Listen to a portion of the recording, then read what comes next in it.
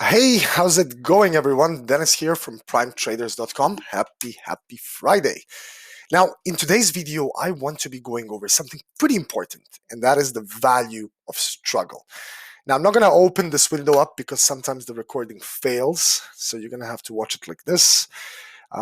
This video is purely about the value of struggle, and I want to just dive right into it and just explain to you everything I've dotted down here.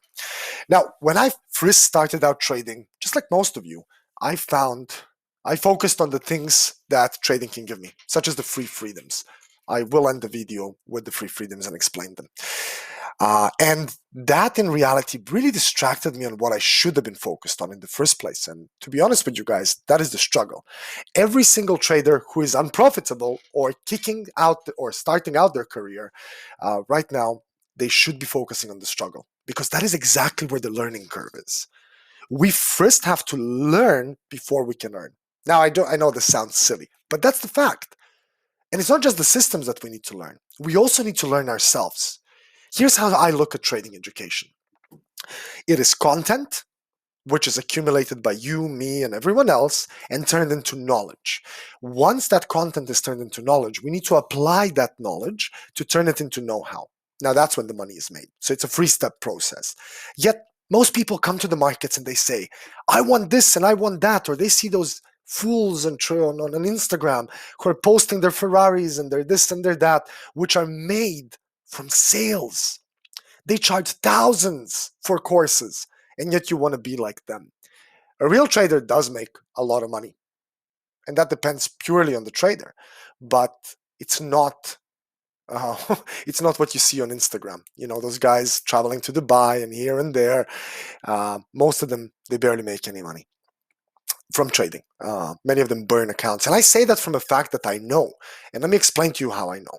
I've actually worked for a large number of years for regulated CISEC brokers in Cyprus. I managed a whole handful of them. And I worked with IBs, which are introducing brokers. And believe me, those guys still face the struggle of trading. They burn accounts over and over and over again, but they make really good money from sales. Anyway, every trader puts his or her focus on the success, not the struggle in any way. And that's very understandable because success is glamorous, it feels good, and is what everyone wants. While the struggle is unattractive for the general public, right? Yet, it's making the effort, struggling, and sticking to your system and resolutions, which are your rules, is what will shape you as a trader and even as a person. Success is a reward for having given it your best, but in trading, it's not always within your control whether you're gonna really get the success and enjoy it every single day. Whether you find yourself discouraged by your lack of success. So, whenever you find yourself discouraged from your lack of success, please remind yourself that the process alone is your reward. It's in your hands whether you allow yourself to see the rewards as the struggle the struggle that generates the knowledge, or ignore them. And most people choose to ignore them. Don't be most people. And that's what a real trader will not do. Ignore their mistakes. Let me tell you what I do and what I teach everyone in my community to do. Every weekend, you sit down and you open up your trading history, specifically looking at the biggest losers and the smallest winners, because that is where pure education is. Why did you lose that trade? Maybe you entered wrong. Maybe the trend was continuing upwards. Maybe the lows were getting up and the highs were going up, yet you started selling. You will only see that after the trade is over. And when you look at it on the weekend, you will not have a direction base, which means you will not also want to get into a trade because you can't. And you're going to focus on the education it provides. While the smallest winners are going to show you, for example, again, wrong entry, wrong take profit. Maybe you didn't exit because of a resistance in buying and a support in selling. There is education there. There is value there. Now, as for me, I failed numerous times in this business. I could have despaired that I had lost so much time and money, and I have, but I hadn't really failed. I had been true to my values of pursuing the entrepreneurial trader lifestyle. I kept going despite the obstacles I constantly encountered along the way, and even to this day, over and over and over again. But I beat it. I beat that trader depression and found it in myself yet again to get back up and try. And because of that, eventually my efforts paid off. And so will yours if you just look at the struggle as a gift of education. We all lose money, we all make mistakes, but there is lessons there. If you're taking big losses, clearly your position sizing is wrong. If you're taking small profits, you're probably entering wrong. And maybe you have some mindset problems, like fear of price action reversing on you. There are things within you that can make you an amazing trader if you just look at them.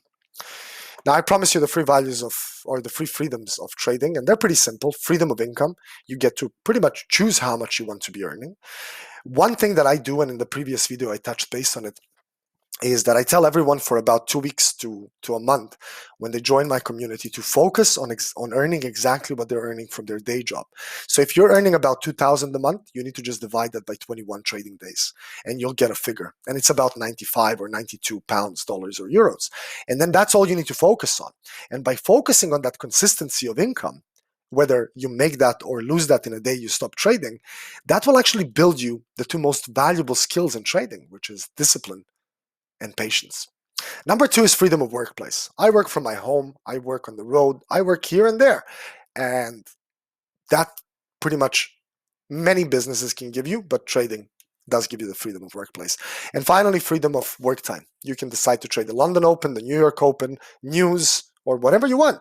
Up to you. Today I woke up late, I missed the London Open, still grabbed a nice trade on NASDAQ, on US 30, and things went well for me.